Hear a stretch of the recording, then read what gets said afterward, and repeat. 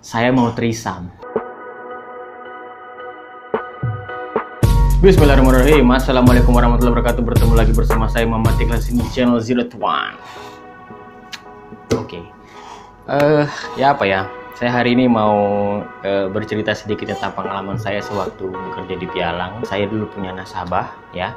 Nasabah ini durasinya saya mengerjakan prospeknya ini sekitar 2 mingguan. 2 mingguan saja saya sudah bisa mengclosingkan nasabah ini. By the way, dia sudah punya istri, punya anak juga, sudah punya anak dan happy family lah.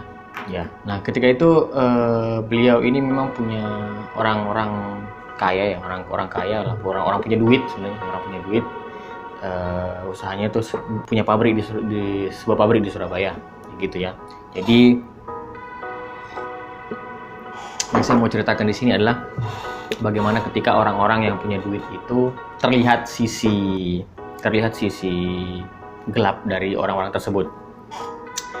Jadi ketika itu ketika sudah closing ya, ketika sudah closing, sudah mulai bertrading di perusahaan Pialang yang di tempat saya bekerja itu, lama kelamaan si bapak ini memperlihatkan gelagat aneh. Nah, gelagat aneh ini kalau saya bisa bilang ya namanya orang yang punya duit ya, sudah terlihat gizi gelapnya. Dia tiba-tiba minta dicarikan cewek. Nah, minta dicarikan cewek. Dan lebih parahnya, saya pada saat itu saya tidak tahu tentang masalah-masalah seperti itu. Tiba-tiba saya disuruh cari seperti itu. Akhirnya saya cari teman-teman, kira-kira siapa yang punya kenalan yang cewek-cewek untuk bookingan dan kayak gitu-gitulah. Dia minta seperti itu ya, mau tidak mau saya sebagai brokernya saya turuti, karena itu dulu saya berpikirnya itu masih menjadi sebuah bagian dari pelayanan prima atau excellent service dari seorang broker ke nasabahnya. Nah, lebih kacaunya lagi, dia meminta tolong carikan saya cewek ya, cewek masih muda, 2 orang. Saya mau trisam.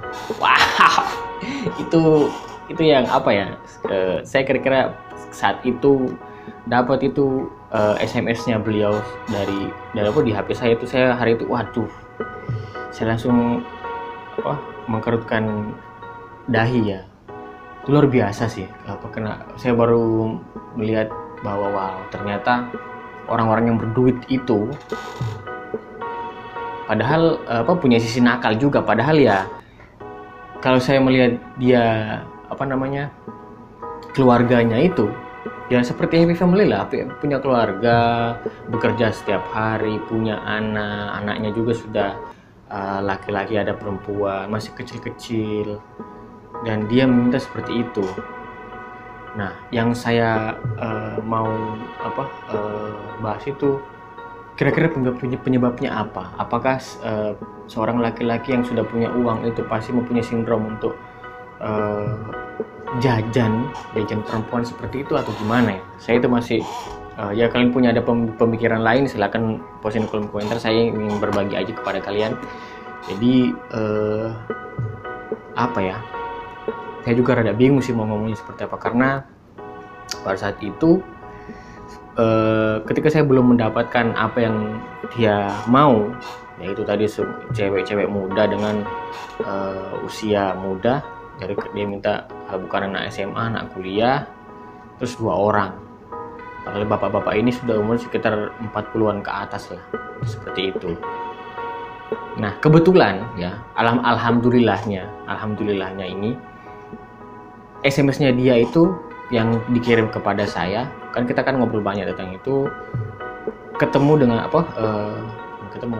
kegap sama istrinya. Jadi ketahuan sama istrinya bahwa dia mengirim pesan seperti itu kepada saya. Lalu dia membalikkan fakta bahwa yang menawarkan itu saya. Wah, di situ saya sempat sedikit bertengkar dengan istrinya karena saya dituduh macam-macam. Ya, dituduh macam-macam bahwa saya yang menawarkan jasa untuk seks trisam ini tadi kepada bapak itu. Padahal bapak sendiri tuh yang minta, kayak gitu. Akhirnya via telepon kantor ya. Jadi kalau ini saya buka ya. kalau kalian ditelepon oleh perusahaan pialang di HP kalian menggunakan nomor telepon rumah, nah, itu semuanya direkam. Jadi perusahaan pialang itu ketika ada komunikasi dengan nasabah, ya itu pasti direkam. Itu nanti bisa dijadikan bukti bahwa nasabah ini bla bla bla minta dan segala macam. Jadi makanya kalau kalian ditelepon sama perusahaan pialang, ya, menggunakan telepon rumah ataupun telepon HP, itu kalian harus hati-hati berbicaranya. Kenapa? Karena itu bakal direkam. Jadi kalau misal nih ada brokernya minta izin, Pak, ini begini. Kalau kalian mengatakan itu oke, jalankan.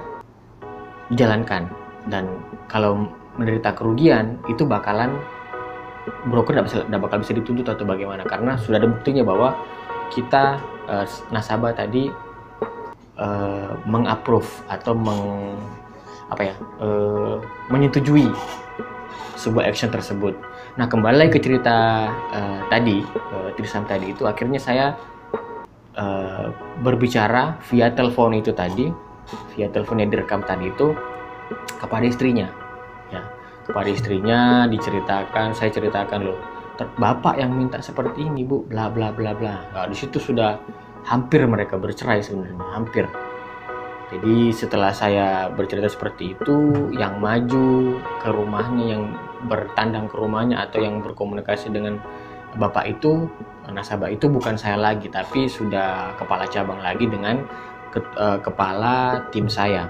Jadi saya sudah putus hubungan dengan bapak itu, tapi dia tetap masih secara registrasi di kantor, saya tetap menjadi brokernya, dia menjadi nasabah saya, dan setiap dia transaksi saya masih dapat komisinya. Jadi bukan lagi saya yang mengurusi untuk komunikasi dengan dia langsung, karena itu tadi hampir bercerai dengan istrinya karena ketahuan tingkah laku bobroknya itu. Nah, ini yang ingin saya mau beritahukan kepada kalian. Kalian jika sudah punya uang, kalian jika sudah punya sukses usahanya, sukses pekerjaannya, dan kalian sudah menikah dan punya anak, itu lebih baik jaga perilaku kalian, jaga integritas kalian, dan jaga keluarga kalian. Kenapa? Karena ketika kalian sudah menikah, sudah mempunyai anak, dan pekerjaan kalian sukses atau karir kalian sukses, sebenarnya yang membawa rezeki itu datang itu adalah istri dan anak. Jangan sampai kalian melupakan dua hal ini. Jangan sampai kalian pergi keluar jajan perempuan ya, terus lalu kalian mengkhianati istri kalian. Jangan.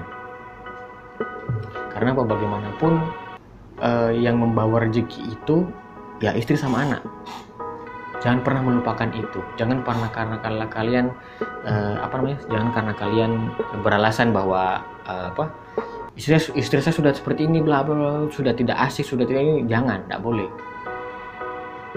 Itu malah bisa menghancurkan karir kalian, bisa menghancurkan rezeki kalian. Itu berbahaya. Jadi saya itu cerita-cerita aneh ya, yang menurut saya aneh sih, yang pernah saya rasakan saat bekerja di pialang. Dan insya Allah saya bakalan bercerita-cerita lagi karena masih banyak cerita-cerita yang lucu dan aneh yang lain yang pernah saya alami ketika bekerja di perusahaan pialang. Oke, teman-teman, terima kasih sudah mau mendengarkan cerita saya hari ini, cerita yang absurd dan tidak lompat-lompat ceritanya, tapi ya seperti itulah saya pengen bercerita, saya pengen bercerita, saya pengen sharing kepada kalian ya bagaimana pengalaman saya dulu di perusahaan pialang. Oke? Terima kasih, itu saja dari saya. Iklan di sini dari channel Zero to One. Kalau kalian merasa video ini ada manfaatnya, silahkan share ke teman-temannya, share ke semua sosial media kalian, dan jangan lupa like video ini dan subscribe karena itu sangat bermanfaat bagi saya, membuat saya termotivasi untuk bikin konten yang lain. Oke? Terima kasih. Assalamualaikum warahmatullahi wabarakatuh.